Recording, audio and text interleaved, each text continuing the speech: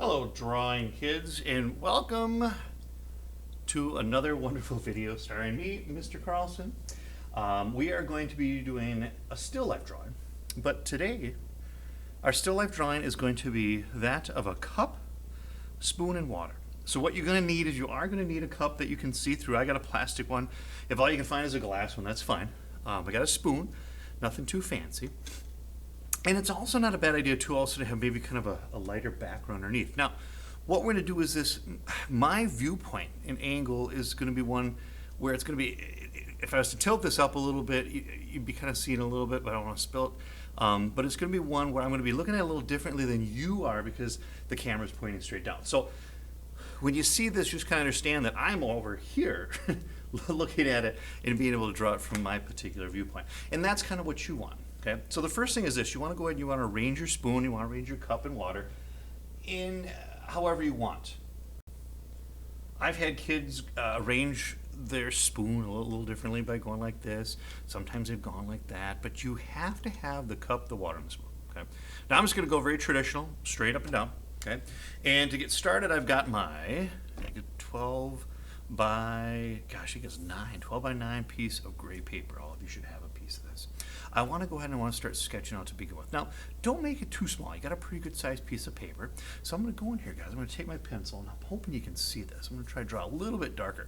Remember, too, guys, when you draw things out, you always want to draw a little bit lighter, just so you can erase. And this is one of those drawings we are probably going to erase. Now, I typically start with the top of the cup. And by the angle I'm looking at it, it creates almost kind of like this little oval, almost ellipse shape. So I'm just going to go ahead and kind of draw that in. Then on the sides actually don't go way out to the edge here. They kind of come in a little bit from the ellipse because you got that little lip of plastic kind of taken over there. So I'm going to bring these in a little bit, and they kind of angle down inward. Okay, all right, they kind of angle down inward. Okay, I'm going to take it to the bottom here. All right, and then when I get all the way down here, and this looks like it's pretty good. I usually tell kids too, it's roughly a little bit longer than kind of that top here. All right, probably about a top and a half. All right, I'm going to bring it down here, and this bottom arc is going to be the same as this one up here. All right, so look at that bottom arc. It's not going to be straight across, okay? It's going to be arced like that. Now, next thing I want to do is I want to get my water put in here. The water is going to kind of fall along the same kind of ellipse shape that we have on the top here. Okay, I'm going to go ahead and kind of create this little ellipse shape just like that. And of course, the water does come up over this little lip in the front here a little bit. So I've got that. So it looks pretty good for the shape of my cup. Now, getting the spoon kind of changes shape quite a bit here because it's kind of going through the surface of the water.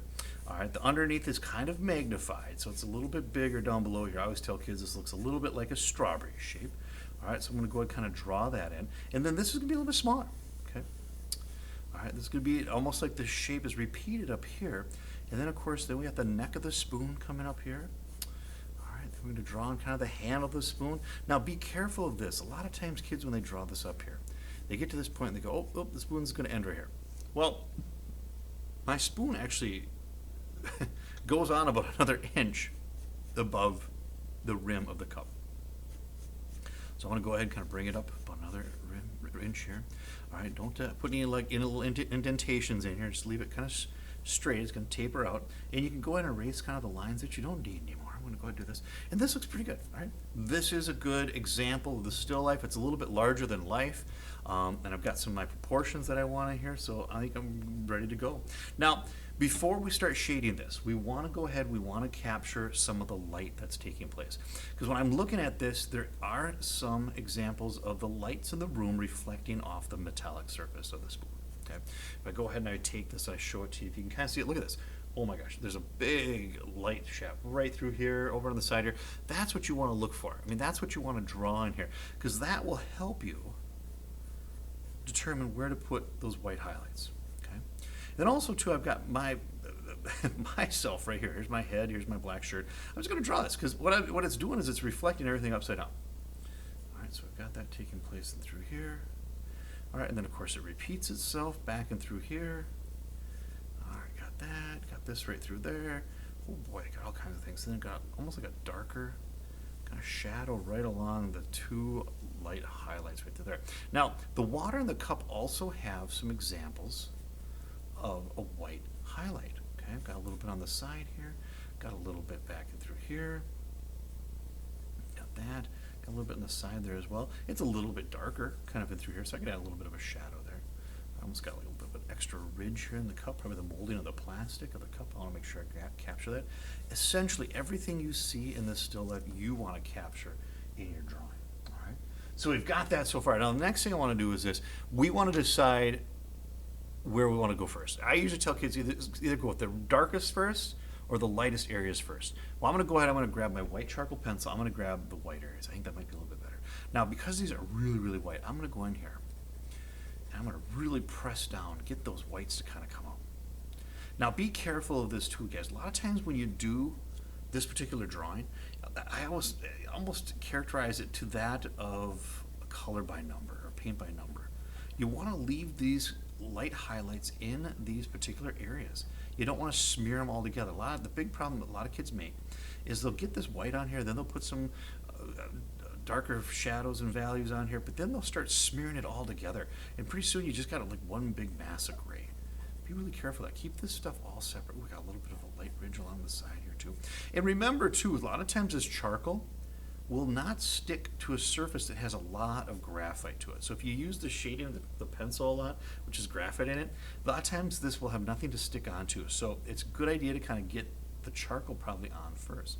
All right, so I've got this. The white looks pretty good through here. I'm going to go ahead. I'm going to switch over to my black charcoal pencil.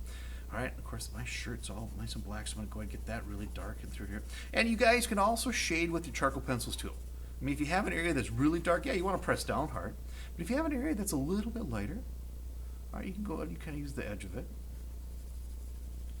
All right, I'm going to go ahead and kind of use this. I'm just going to bring it over to the side here. All right, same thing over here. I'm going to go ahead and kind of take this edge here. All right, I'm going to bring it over to the side here too. Just kind of loops around. And then for your medium tones, your medium values that you have, you know, a lot of times it's not a bad idea to kind of grab a drawing pencil. You have, you know, 2B works pretty good. This is darker paper, so I'm going to actually grab a 4B. And you can see, yeah, just by using it, going lightly, it does create a little bit of a difference. And of course, it's a little bit darker towards the bottom of this spoon here. So I'm going to go ahead and kind of add a little bit through here. Now, this is where you do want to go ahead and use maybe a tortillon or a piece of toilet paper, is for blending larger areas, like the bottom of this spoon here. Okay? But you want to keep it all kind of consolidated. You don't want to have it get too far over. You definitely don't want to smear it into your white. All right, so I got something like this. Then I can go ahead and grab my blending stump. All right, I can go ahead and kind of blend a little bit of this in through here. All right, because it's a little bit smaller. Getting that toilet paper in there would be really hard to do. I'm going to blend that up and through there too. I'm going to go ahead and kind of take this. We're going to pull this down. Look at that. That is cool. Yeah. And it is. It's kind of fun to be able to shade with this. Be careful with the blending stump too. You don't want to take too big of an area. Otherwise, it starts to look a little choppy. You start kind of developing an unwanted texture that you really don't want. I can kind of see it kind of developing right through here. Sometimes you can use your finger, even some toilet paper to kind of blend that over a little bit. All right, let's see what else we got here. Okay, it looks like it's a little bit darker, kind of right in through here. All right, a little bit darker right in through there. Got a little bit darker areas down through here as well. All right, let's go ahead. We're going to add a little bit of dark kind of along the edge here. Kind of bring this out, kind of a little bit along this highlight through there. Okay, it looks good right through there. All right, not too shabby. All right, so this is, you know, pretty good for a start for the spoon, but then think of other areas too, you guys, that you have. Like, for example, like I said, in the water. A lot of times too, you're going to have highlights kind of that are reflecting in the water. I got a little bit kind of back and through here. It's a lot lighter kind of back and through this area as well.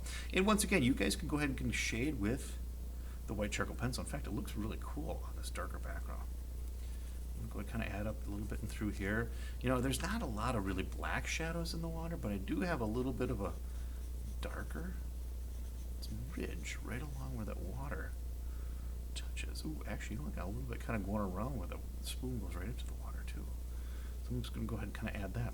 You know, and don't be afraid to kind of add things to us. A lot of times kids spend so much time on getting the spoon just right that they forget and say, you know what, I really don't want to spend any time on the water in the cup. But that's a really big mistake. You really want to make sure you kind of go on and spend some time with doing that. Don't forget, you also got the neck and the handle of the spoon. Don't forget this up here too. This is a little bit of the ridge here, okay? A lot of times you're going to have some shadows and highlights and values in through here as well. Okay. So I'm going to kind of take this over here. definitely have some highlights kind of peeking out in here. Okay, and that just gives it a little thickness, and it's really kind of fun to see that.